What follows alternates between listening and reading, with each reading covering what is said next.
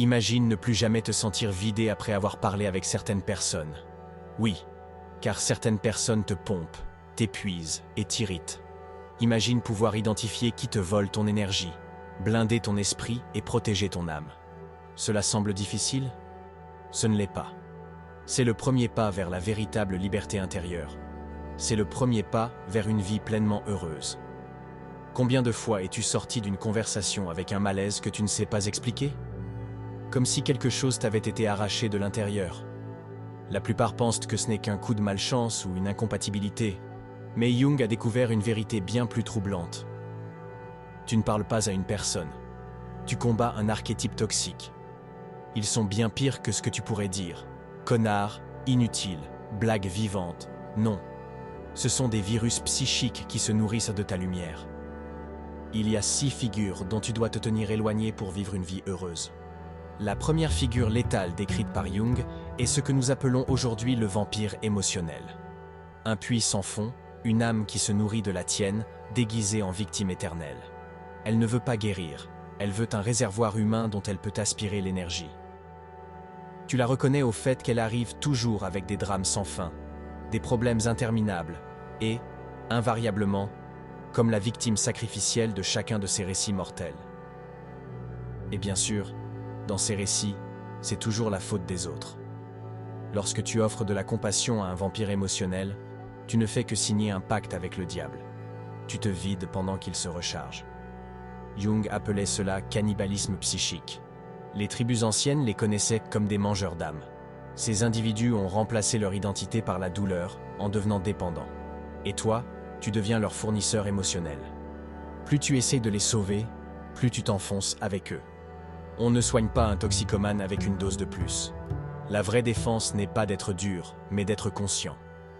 Il faut construire des frontières mentales comme des murs de pierre. Montre de l'empathie, mais ne te propose pas comme source. Jung l'a dit clairement. La charité mal placée est une autre forme de violence. Protège ton énergie comme si c'était de l'or. La deuxième figure à éviter autant qu'un politicien professionnel est l'archétype du tyran déguisé en sauveur. Il ne s'agit pas ici d'un simple ego, mais d'un délire divin. Jung appelait cela une inflation pathologique du moi. Ils ne veulent pas être aimés ou craints. Ils veulent être adorés. Ils t'étudient, te séduisent, te lisent l'âme juste pour se refléter dans ta lumière. Au début, ils te font sentir unique, spécial. Ils te disent les mots parfaits, soignent tes blessures juste pour mieux t'enchaîner. Tu n'es pas une personne pour eux, tu es un trophée. Une extension de leur ego gigantesque. Comme des empereurs romains, ils se croient divins. Mais aujourd'hui, ils n'ont plus de couronne. Ils se cachent derrière des sourires et des mots doux. Et toi, tu deviens leur miroir doré. Puis, l'enfer commence. Après t'avoir idéalisé, ils te fondent dans leur identité. Tu te perds toi-même, et dès que tu montres un côté humain, ils te jettent. Ils te projettent toutes leurs ombres, leurs échecs, leurs blessures jamais guéries. Au début, ils t'inondent d'amour comme le soleil après l'hiver. Mais chaque cadeau a un prix caché, et ce prix, c'est toi. Dès que tu cesses de refléter leur perfection imaginaire, ils deviennent ton juge le plus impitoyable. Derrière ce masque de grandeur, Jung identifiait un vide existentiel féroce, la peur paralysante de ne rien valoir. Ils ont gonflé leur ego comme des ballons prêts à éclater au moindre contact avec la réalité. La seule défense? Rester ancré dans ton centre intérieur. Tes racines doivent être plus profondes que leurs besoins d'approbation. Puis vient un autre type de poison, le saboteur passif-agressif. Jung le reliait à une ombre encore plus sournoise, nourrie dans les sous-sols de l'âme. Ici, la guerre est silencieuse, mais létale. Chaque attaque est déguisée en bienveillance. Chaque coup de poignard est caché derrière des sourires et des phrases gentilles. Ils ne frappent pas de face, mais sèment le doute et le chaos, jusqu'à ce que tu ne saches plus distinguer le vrai du faux. Ils acceptent de t'aider, et puis, comme par hasard, quelque chose tourne mal. Ils s'excusent avec grâce, racontent des catastrophes d'une voix tremblante, et tu te sens comme un salaud, rien que d'avoir douté. Mais derrière tout cela se cache un mécanisme parfait, un cycle sans fin de promesses, d'échecs et d'excuses impeccables. Chaque erreur est excusable, Mais toutes ensemble forment un piège qui te rend littéralement fou. Ta réalité commence à s'effondrer sous les coups de leur instabilité, et tu finis par douter de toi-même. Le paradoxe, c'est qu'ils ne font pas semblant. Ils souffrent réellement. Mais leur douleur devient aussi une prison émotionnelle pour toi. La seule issue est de rester solide. Compassion, oui, mais avec des limites de granit. Comme un médecin qui soigne sans se laisser submerger par la douleur du patient. Sinon, tu perdras aussi ta santé mentale. Enfin, il y a l'archétype le plus insidieux. Le rival éternel. Jung le définissait comme l'ombre du faux héros. Cet individu vit sa vie comme une guerre perpétuelle, et ton succès devient automatiquement sa défaite. Il a transformé la compétition en obsession toxique. Chaque pas en avant que tu fais est pour lui une offense. Jung observait cette dynamique entre frères qui s'entretuent pour un héritage. Leur valeur personnelle est liée à l'idée d'être supérieurs aux autres. Ce n'est pas un choix, c'est une blessure profonde. Ce rival fait semblant d'être stimulant, solidaire, mais son seul objectif est de te détruire. Il ne cherche pas à s'améliorer, il veut t'anéantir. De la carrière à l'amour, jusqu'à la croissance intérieure, tout devient une lutte de pouvoir. Ils ne veulent pas évoluer, ils veulent te voir tomber. Ce sont des gladiateurs psychologiques, prêts à tout pour prouver qu'ils sont meilleurs. Comment les repérer ?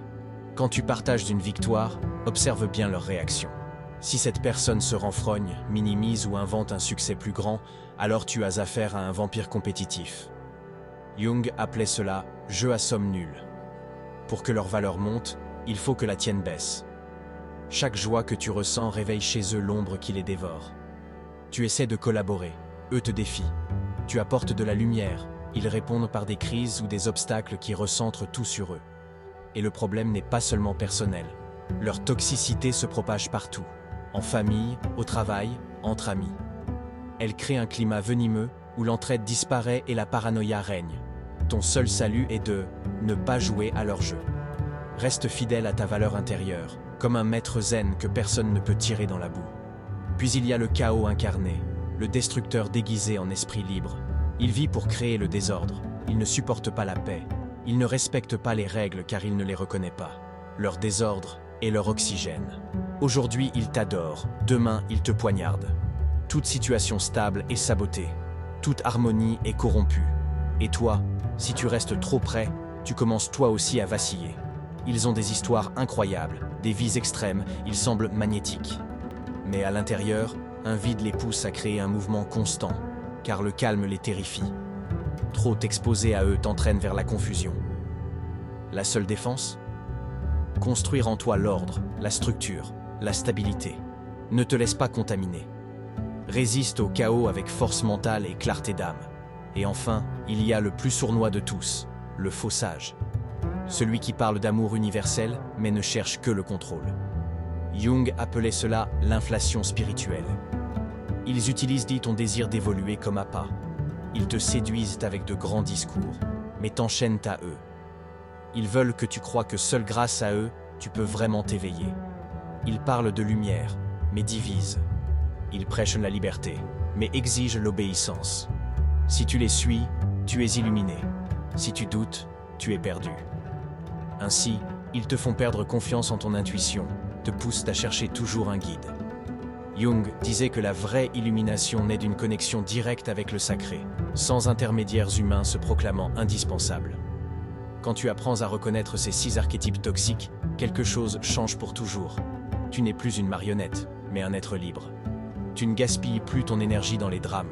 Tu ne cherches plus l'approbation de ceux qui veulent seulement te vider. Ce n'est pas de la distance, c'est de l'intelligence. Le temps, avec la santé, sont les 2 seules ressources vraiment indispensables. Et ce n'est que lorsque tu apprends à dire non au poison que ton oui à l'authenticité a un véritable pouvoir. Maintenant dis-moi, combien de personnes as-tu la malchance de connaître qui te vident comme ces 6 archétypes toxiques ? Combien de personnes connais-tu qu'il faudrait éviter ? Vas-tu commencer à le faire ou continuer à sourire pendant qu'on te vole ton temps précieux ? On se retrouve dans les commentaires. La vidéo que tu vois en incrustation est parfaite pour continuer ton voyage de croissance et de découverte. Car souviens-toi toujours que la vérité rend libre.